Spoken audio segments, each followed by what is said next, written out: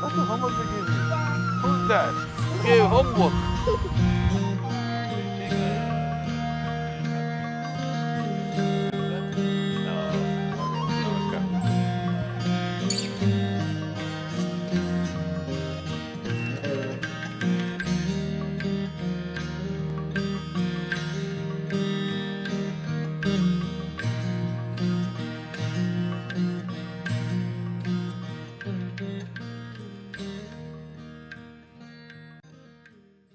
Because when my daughter when she was 4 or 5, she asked me a very similar question that you said. She said, "Daddy, am I living a dream or is this reality?"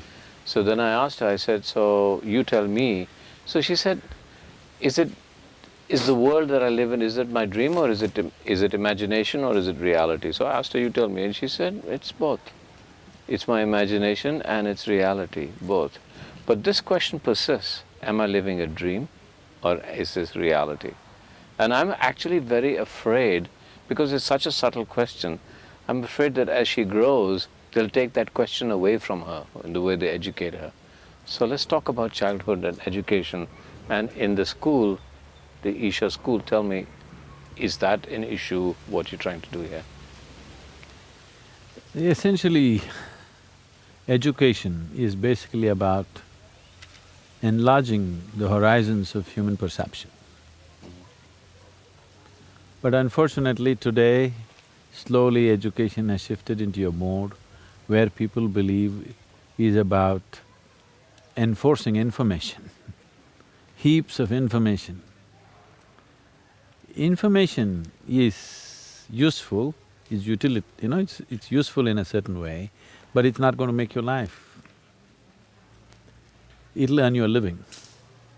So right now, most of the education on the planet has become essentially a means to earn a living, not to enlarge your horizons. So here at Isha Home School, education is about enlarging your horizons. So this is not about giving them ready-made answers as information. This is to have an active intelligence which constantly searches and seeks and looks at everything in every possible way.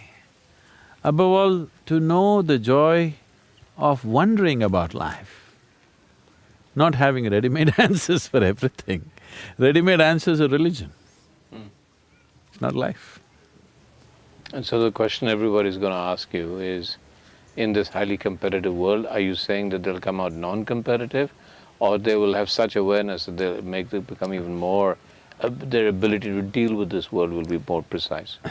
See, when you're competitive, suppose you and me are walking and you're in competition with me, you will either get to walk slightly faster than me or probably less than me and feel depressed about it.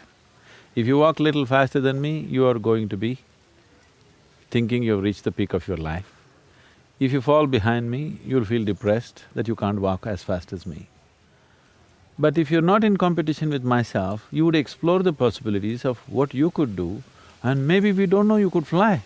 I can walk fast, maybe you could fly, but you will miss out the possibility of flying because you're in competition with me. All you want to do is take few steps more than me. So the very human potential is distorted because people are in competition. Right now people believe that you will not propel yourself to your fullest if you're not in competition, which is a very false idea. It's a very, very false idea. We have cultivated that in societies, that you believe you will not reach your full potential unless you're in competition, not at all true.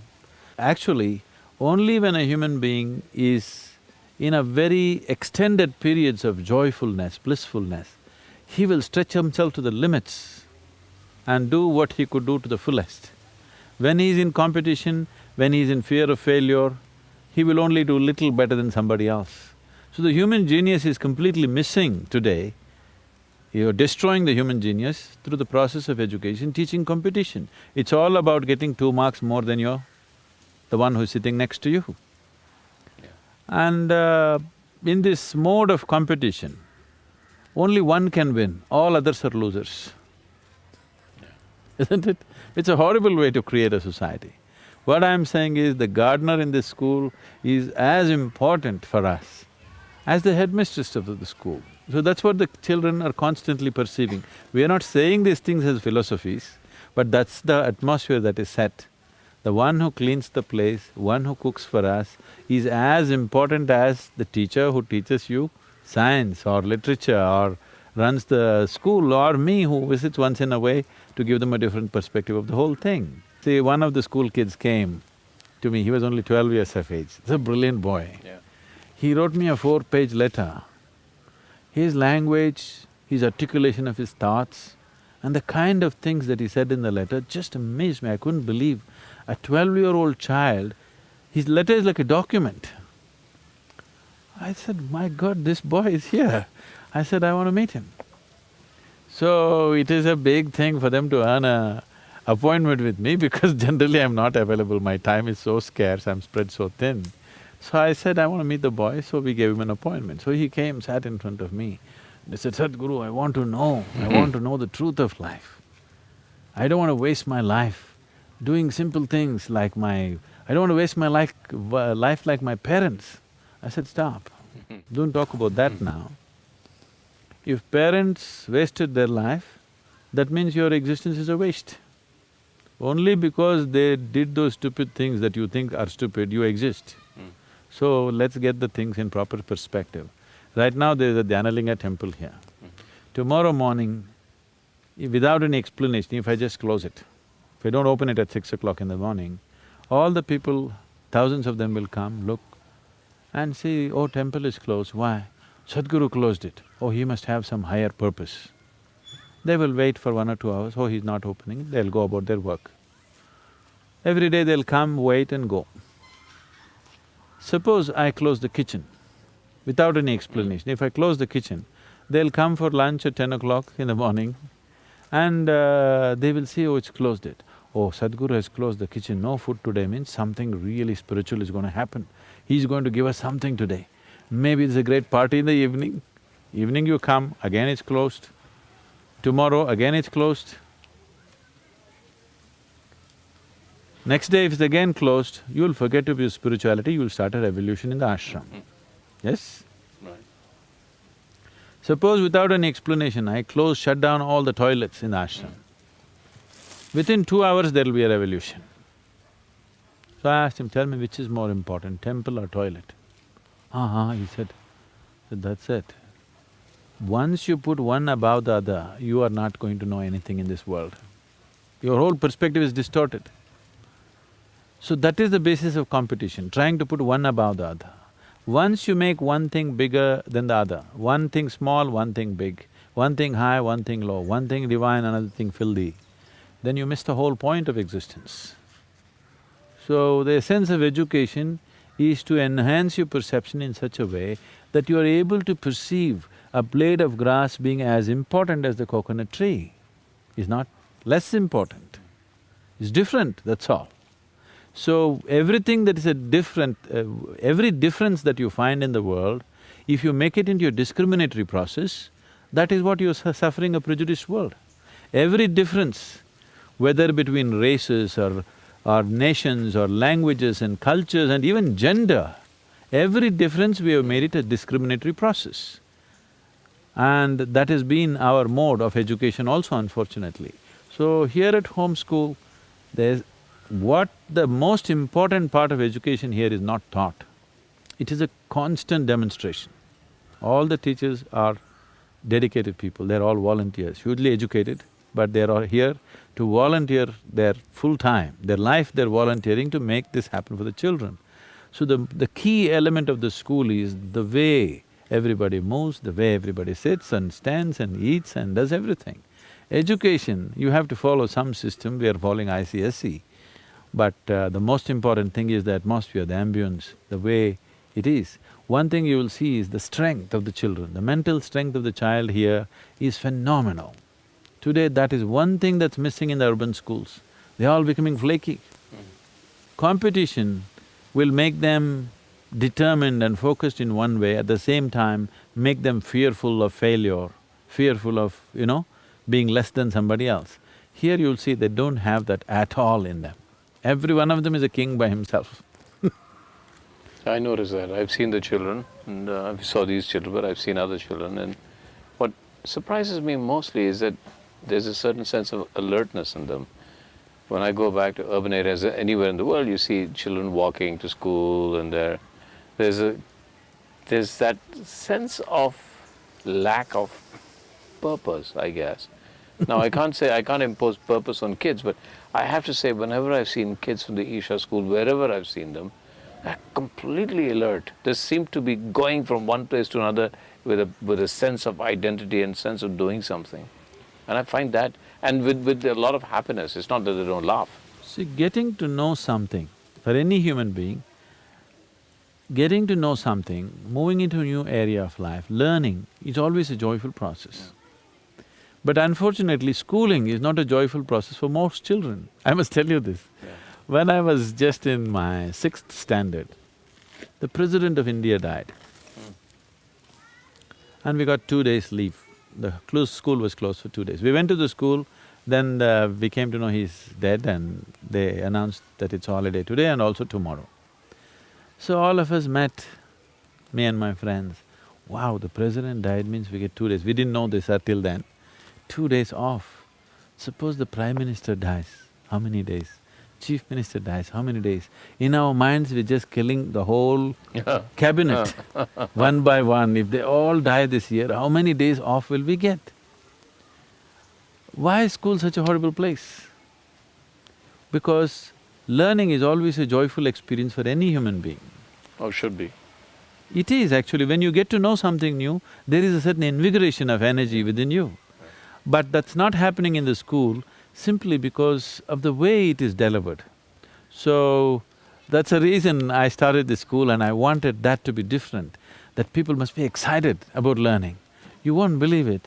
At 11:30 in the night, some children can't sleep. They say, Akka, please, Akka, open the library, I just want to see this one thing. This is a regular thing, I just want to… Just, Akka, I won't spend time, 5 minutes, I want to just see… He wants to know before he goes to bed. He can't go to bed without knowing that now, because it's always like that. So, to keep that enthusiasm up, to keep that inquisitiveness up, longing to know, that is the job of the teacher. Knowing is the child's job. Here the teacher is just working to keep that up, the longing to know. So, any special techniques you developed here, in sense of… I wish that I was taught mathematics differently, and now, at this age, I'm obsessed with mathematics. But I should have learned it that, and all I can remember is the fear of maths. They're employing nothing very special as such, because what I see is, it is information versus inspiration. Here, they're inspired, that's why you see them moving about with such energy, because they're inspired. Information, if you have an alert mind, you can gather any time. And today, the way the technology is developing, you carrying all the information in your head is not anymore relevant, It's all there on the net. If you have an alert mind, when you want it, you have it. They're doing very well academically also. And are you planning to open more schools? I thought because there's so much demand, we thought at some point we should open maximum of 4 schools in India, this kind. One in the western… this is the southern one in the western sector, northern sector and eastern sector. But opening a school like this will not happen because you build buildings. You have to get those kind of people who are committed to making it happen. That's always a challenge because dedication is a scarce material in the world today. Though we are enjoying that much in Isha, still it's a very scarce material in the world. Everybody is always doing something, thinking, okay, what will I get? Not doing something simply because they're allowed to do it. Those people are very small number. So we're talking about childhood, innocence, and its relevance to us as adults. I didn't talk about innocence, I don't think a child is innocent. Okay. Oh, he can be very mean. okay? If he doesn't get what he wants, he'll get very mean. Yeah. Okay. The beauty of the child is he's flexible. That's all that needs to happen to the adult also. Not that he's innocent, ignorant, this, that, that's not the point. The point is that he's flexible. That's the most important aspect of the child. The same thing comes to the adult, he's also fine. Generally, it's become fashionable for people to say, like a child. Somewhere they're thinking adulthood is evil, childhood is a good thing. No, child is just in the making. Adulthood is the real thing. Even so-called spiritual people go about saying, I'm like a child. So I keep asking people, do you really want to be a child? Suppose at the age of 6, your body and your mind stopped growing and you remained a child. Is that a great thing? Yeah. We'll call you retard, Yeah. isn't it? Yeah. Isn't it good you've grown out of your childhood? Because you made a mess out of your adulthood, you are aspiring for your childhood. I think adulthood is great. Do you think the children have that kind of perception that we then have to work towards? Do you think we need to uneducate ourselves? Do you think that the normal learning processes that we go through in modern day life is actually lessening our ability to become greater human beings or more perceptive? No, Shekhar, the thing is, what you know is not the problem in your life. The more you know, the better it is, okay? That's why you're trying to know. But now you're complaining, knowing is a problem, I have to unlearn. No, I wouldn't say that. Knowing is not causing… what you know, knowledge is not causing problem. You're identified with what you know, that is what is causing problem. If you learn to be not identified with what you know, all that you know, whether it is considered great knowledge or it's considered filth on the street, both are useful actually to live a life, isn't it? So knowledge is not the problem. You get identified with every bit of information that you gather, that is the problem. Identity is the problem, knowledge is not the problem. So you're… somewhere when you say, I want to be like a child, you're celebrating ignorance. And I'm singing Asatoma Sadgomaya and you're saying No, knowledge is not the problem, knowledge is not the burden, identity is the burden. You get identified with limited things that you know, that is a problem. So let's talk more about identity. Let's explore the idea of identity. Then who am I beyond my knowledge, my identity, all the things that we talk about, who am I? It's a question that everybody will ask you, Sadhguru, I know, and it's a very large question. So let's start with identity. What do I identify with in myself that I say, this is me? And when you say, well, actually, this is just your accumulations. So then what do I identify with, if anything? See, to operate in the world, to function in the world, you need an identity. Now, you can't go in Mumbai and somebody asks you, who are you? You can say, I'm a nobody. That would be ridiculous. So, to function with people around you, to function in the society in which you exist, you need an identity. This shaker will not do, because there may be too many shakers, you need a kapoor attached to it. So it's giving you an identity. If you say Shaker Kapoor, even if I don't know anything about you, just listening to your name, one thing I know, oh, he's from India. Okay? You may not be identified as an Indian, but I know you're obviously of Indian origin.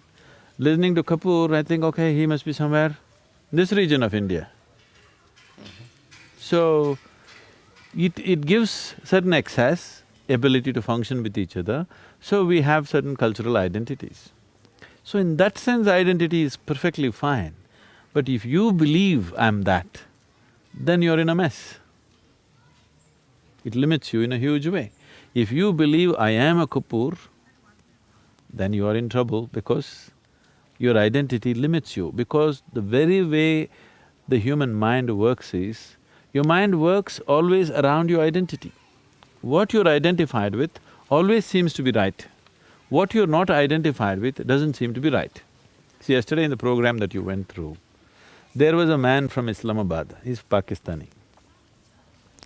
And the guy did not tell anybody that he's from Pakistan because of a whole lot of situations going on, whatever.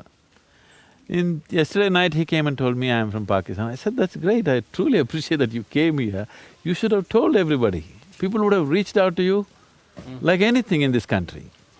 But in his mind, he thought this identity could be a problem. So being an Indian and a Pakistani is essentially a political identity which just popped up 50, 60 years ago, okay? Before that, there was no such thing. Suddenly we became this. Where did this come from? We invented it, right? Somebody drew an artificial line and said, those who fall this side are Indians, those who fall that side are Pakistanis. And just see how much trouble, because you're identified with that. Now, having an identity for practical purposes of operation in the world is one thing, but having an identity to make yourself into something within yourself is a different thing. You're trying to build your essential nature with your identity, that's a big mess. That means you will not be a being, you will not be a human being, you will just be a thing, an idea, a thought, an opinion, or a bundle of prejudices which go with that identity. Every identity is a prejudice. The moment you are identified as an Indian, everything Indian seems to be nice to you. Something else which is against the Indian is also against you. It's not a thing that you have to think, it just works like that within you. And that would apply to… so I'm Shekhar Kapoor, that's my name, I'm a father, I'm a filmmaker, all of that is identity. Yes. So all of that… so I understand, so how do you go beyond identity, because that's what we've… Now you want to function in Bollywood, you have people… it's better people know that you're a filmmaker, otherwise nobody will ask you to make a film. Yeah. So there, to work in the world, it's necessary. But if you believe I am a filmmaker and that's what I am, I think it hugely cripples you, because your mind will work only around that. The deeper your experience of life, the better filmmaker you would be for sure, isn't it? The better anything you would be for sure, isn't it? Now there is a school teacher teaching 6-year-olds, but that person, how deep that person's experience of life is, that better a teacher he or she is, isn't it so? How deep my experience of life is, that better a guru I am, isn't it so? Isn't that true with filmmaking? Yeah. But the depth of your experience will be crippled the moment you identify yourself with something. You can deepen your experience only if you're wide open to everything, isn't it? I agree. So, who am I? I come back, keep back, I keep saying… Now you're asking me who you are, this is a problem. yeah. Who am I if I… If you ask me who I am, yeah. is different. If you go to anybody and say, who am I, that's… then they'll take you to psychiatric ward. All right, I'll risk that. I'll risk that. Who am I? So right now, the human condition is such that without knowing anything about the nature of his existence, he's trying to make a living. Without knowing anything about what this is, he's trying to somehow pass through the world. Obviously, it is going to be very accidental, isn't it? So when a person is going through his whole life in an accidental manner, he being in a great sense of anxiety, fear, struggle is very natural. And now we are going about describing life, life is struggle. Life is not struggle. If you are blind, walking from here to there also is a struggle. If your eyes are open, joyfully you can walk through. So life has become a struggle because there is no clarity of perception as to what is me, what is the world, what is the nature of this existence, there is no perception. So if I tell you, you are a human being, it satisfies you, but if you think a little more, it doesn't work. If I tell you, you are Atman, you are a soul, it satisfies you. If you think a little more, even that doesn't work. So whatever I'm going to tell you is not going to work. So only if your perception takes you there, because only what you perceive you know. What somebody else tells you is only a story. It may be a true story, but still a story, isn't it? Stories will entertain you, stories may inspire you, stories may solace you, but stories will never be a solution in your life. Stories will never realize you, isn't it? So there's no alternative to working hard towards perception? No, again, working hard, why should you work hard to become yourself? If you want to become something else, you have to work hard. To be yourself, why should you work hard? There's no working hard, anyway you're that. The enlightenment is not an achievement. It is just a realization. When we use… see, this must be very, very clear. This is a realization. We say self-realization, God realization. When we say realization, it simply means you only perceived what is already there. You didn't invent something, you didn't create something, you didn't attain something. What was already there, you just realized. Yes? So it is a realization, it is not an attainment. Then why is it so difficult? I mean, what you're saying is very simple. It's there. It's there. Everything is creation. Why is So why is it so difficult? It is not difficult. It is just that it's in a different direction.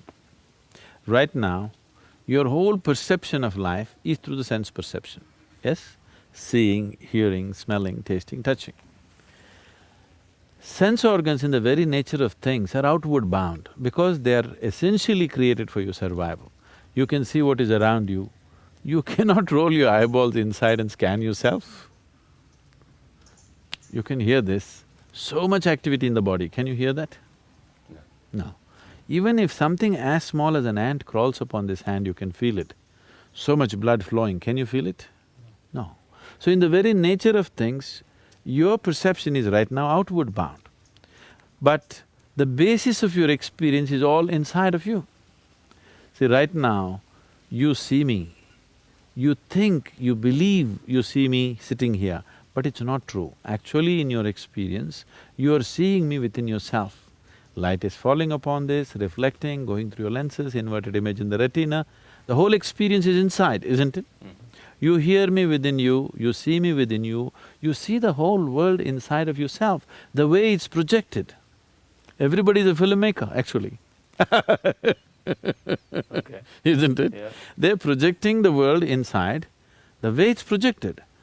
The same world may not be projected the same way as it is being projected within you, within the experience of an insect which is sitting there.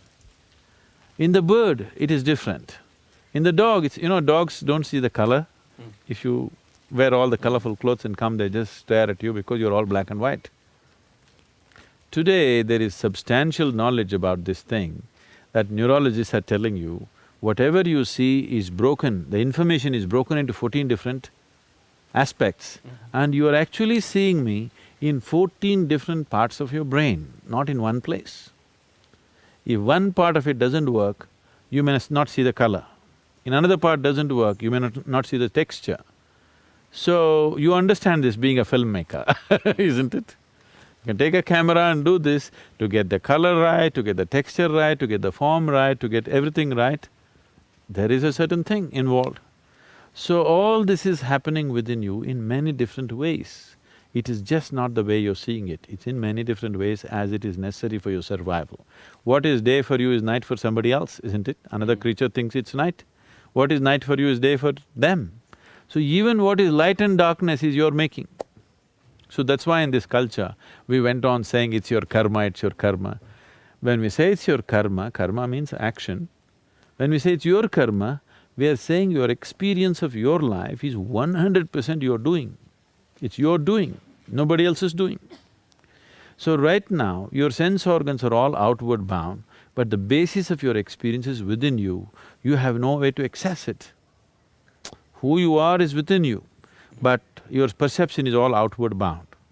So this is like, someone came looking for Isha Yoga Center to a close-by village. And they asked a local boy, how far is Isha Yoga Center? And he said, it's 24,996 miles. I said, what, that far away? He said, yes, the way you're going. If you turn around, it's only 4 miles. So right now it seems difficult because you're facing west and wanting to watch the sunrise. It's a very difficult thing. If you turn around, it's a very simple thing. So this turning around to look inward, the necessary basis has not been created in the society today. There was a time when spiritual process was the main thing in this society, in this culture. At that time, any number of realized beings. Realized being was not a rarity in this culture. People had sages and saints just about anywhere, isn't it? Because there was necessary infrastructure. At that time, in a village, there would be only one person who could read. I remember this when I had a farm in Karnataka. There's only one person who can read in the village. Everybody gets their personal letters for him to read, you know.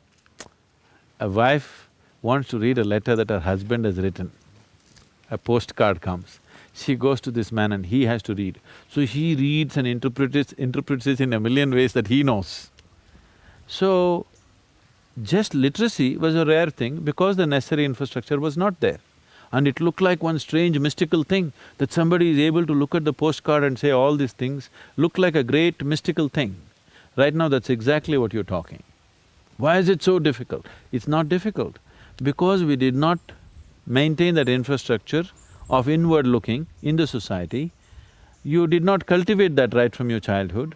Now it looks like a faraway thing. Suppose you did not know how to read and write, if you look at a book and somebody looks at a book and saying all these things, would look like a mystical process, isn't it? Okay. We haven't invested in that direction. So that's exactly what we're trying to build now, to build an infrastructure of spiritual process in the world, to give the necessary infrastructure, because no society has invested enough towards the inner well-being of a human being. We have hospitals, we have schools, we have toilets, we have this, we have that, but we don't have enough infrastructure for the actual well-being, the inner well-being of a human being, because your well-being and whatever else you go through, your joy and misery happens within you. Your pain and pleasure happens within you. Agony and ecstasy happens within you. Everything that happens to a human being happens within you. For that we have not built any infrastructure. So there was a time, there used to be… They say Krishna built about 1400 ashrams across the country, in the northern plains, because he felt that's an infrastructure that's needed for the society to live well. So we don't have such infrastructure. Okay. What I like about Isha Homeschool is… Hit it! the way they teach us. This is what tree? Look up. What salt is it? You can easily answer this question. Copper nitrate. Zanjeer bada karsa din hai. Haan Duryodhan. This one move can take lots of people out of the game. We'll perform a gesture with our names. Krishna, shining, Shining. luminous. Fool, a fool! I met a fool! Please give voice. Drama's not an exact science, but I need you to be precise. Are you an architect? Yes. Are you an architect? No, I'm a taxi driver. What I like about Isha Homeschool is the exposure they give. It also won an Oscar. Oh my God, I was better as a child.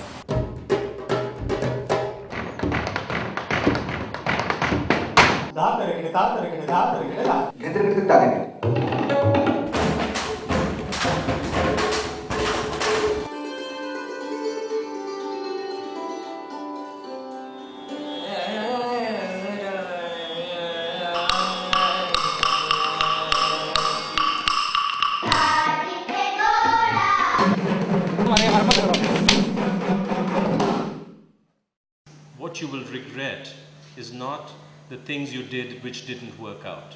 The things you'll regret is the things you didn't do. It is not the qualifications that you gather in your life which makes you who you are. It's the exposure that you get which makes you who you are. Isn't it so? To what type of people, to what type of culture, to what type of world that you're exposed to is what is making you who you are. Anything that you pursue, you will always remember. Anything that's imposed on you will never add to your life. This is the basics on which the school is structured. The child will learn not just to read and write, we will make sure that the child is exposed to every little thing. He should know how to fix a bicycle, he should know how to milk a cow, he should know how to cook his food, he should know everything. This is what tree? Look up. Sugarberry. This is what it's about. They have to learn that, they're a part of something much, much bigger than themselves.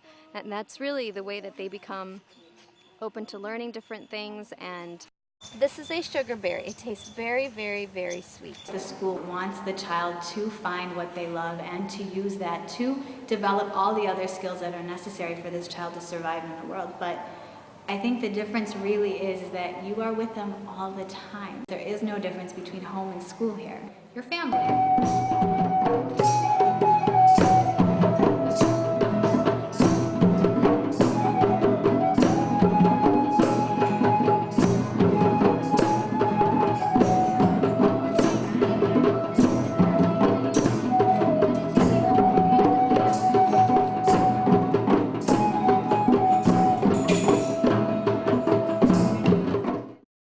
impression is made. That's the most important thing with working with sensorial materials.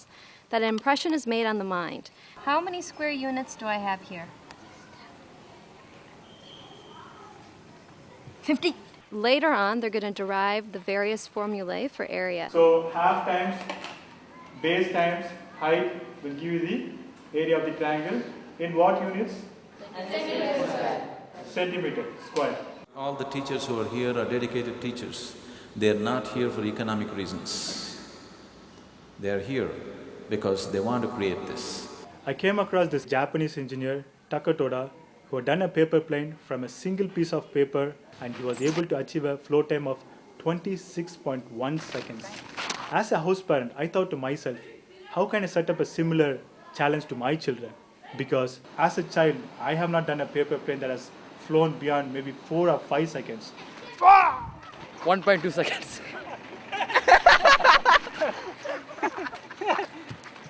That's not 1.2 seconds. We want them to have the best time of their life here.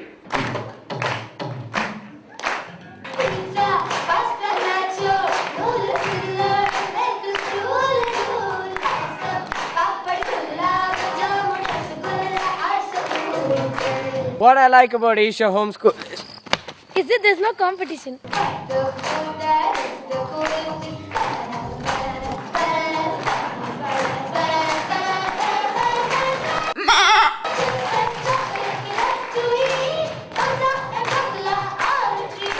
What did you learn? Ow! Go again.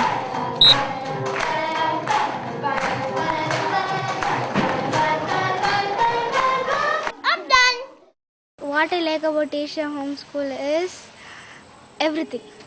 We work even after you go home.